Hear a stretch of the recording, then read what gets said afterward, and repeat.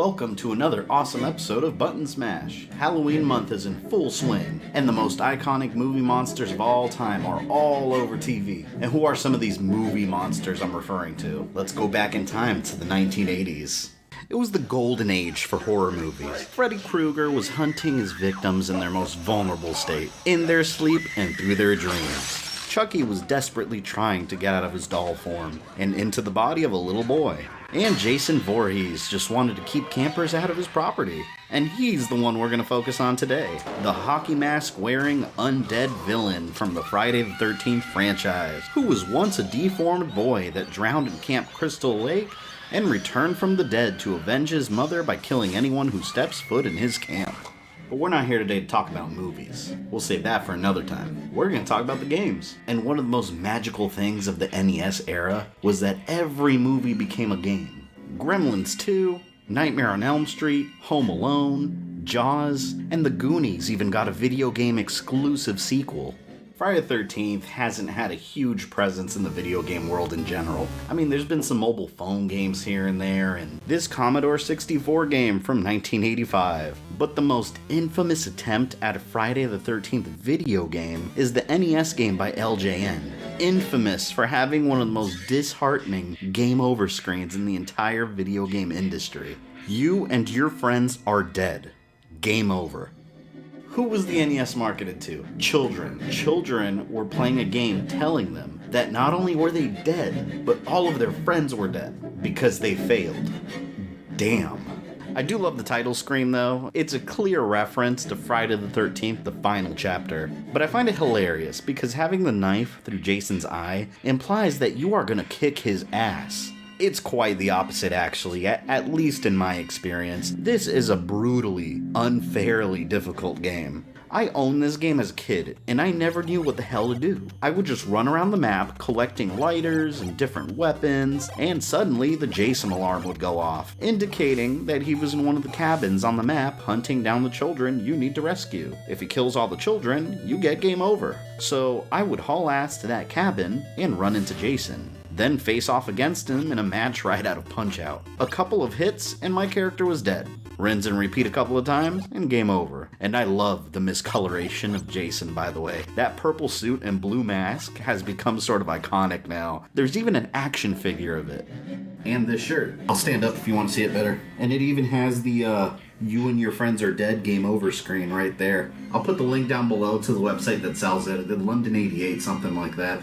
But yeah, check them out. They have some cool stuff on there. And with a heart full of shame, I do admit, I didn't beat this game until I did this review. And I had to look up a guide just to figure out what the hell to do. So you start off by picking one of the kids staying at Camp Crystal Lake. Mark can run fast, and Chrissy can jump high. Everyone else sucks, and aren't even worth talking about. These characters are basically your lives. So if Mark and Chrissy die, you might as well turn the game off, because it's pretty much over at that point. In fact, I think it would have been a far better game if you played as Jason, and you got to hunt down the camp counselors instead. But this is what we got. You play as one of these kids, and try to survive against Jason and his hordes. Why you fight things other than Jason, I do not know. Generic enemies pulled from all sorts of other games. I guess it makes sense that you fight animals, at least since you're outdoors, but that leads me to another question. Why does anybody stay at Camp Crystal Lake? You've got all these bloodthirsty creatures running around. And I'm sure that somewhere on some news station, there was a report of a bunch of kids that were slaughtered in the camp by somebody. Like there really isn't a safer alternative to Camp Crystal Lake for the summer? I apologize. Sometimes I try to apply logic to these fictional things, and it drives me nuts. Let's just get back to the game. Your starting weapon is a rock. Let's call it a pebble, because it's about as strong as one. And I find this weapon hilarious. It's a weak little rock where you have to duck to hit anything, because it arches upwards when you throw it. I have never seen an example in the movies of Jason being defeated by pebbles. He's been stabbed through the head, he has been drowned, and shredded by a boat rotor, and he's even been blown up, and he always finds a way back to life. So right away, you know this pebble is not going to cut it. One of the first things you get is a lighter and a knife, which is a little more powerful of a weapon. With the lighter, you explore all the cabins and you light the fireplaces, so Jason can't appear in those cabins. This also allows you to find little notes that give you clues on what to do, and they also get better weapons to appear. One of your first goals in the game should be to get the torch to appear, which is one of the stronger weapons in the game. Every once in a while, the Jason alarm goes off, which means somebody is in danger somewhere on the camp, and you have to go either rescue them or switch to those characters and fight Jason off. The whole point of the game is to drain Jason's health during these fights. They're insanely hard until you realize that you can duck left and right to avoid his punches. Once you drain all his health, you beat Jason. Oh, but wait a minute, he's not dead. In fact, he's stronger than before. Every time you beat Jason, a day passes, and you have to go looking for him through the cabins again. The goal is to beat him 3 times, and every time he comes back, he's even deadlier. Oh, and Pamela Voorhees, Jason's mom, is also a hidden boss you can fight. You fight her decapitated head at least. And she looks just like the Medusa heads from Castlevania. Definitely not something that happened in the movie. If you beat her on the second day, you're rewarded with her sweater, which makes you take less damage than before. If you beat her on the third day, you get the pitchfork, which is the most powerful weapon in the game. Now, if you're lucky enough to get to the third day and fight Jason in the final battle, the game doesn't even have the decency to give you a good ending. You have finally managed to defeat Jason, but is he really dead? We're not telling. End. This game kinda sucks.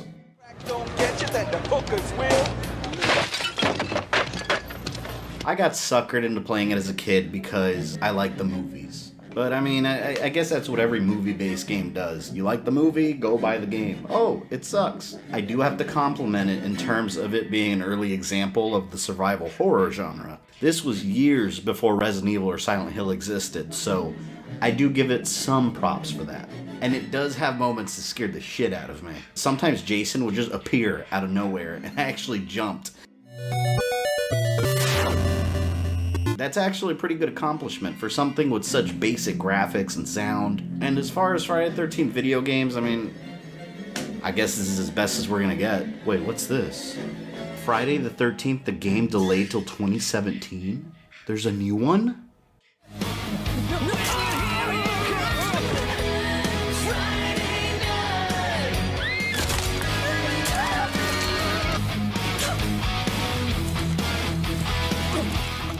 That's right, there's a new Friday the 13th video game coming out next year. Don't waste your time pulling out your hair trying to figure out this NES nonsense of a game. Wait till next year for the real deal.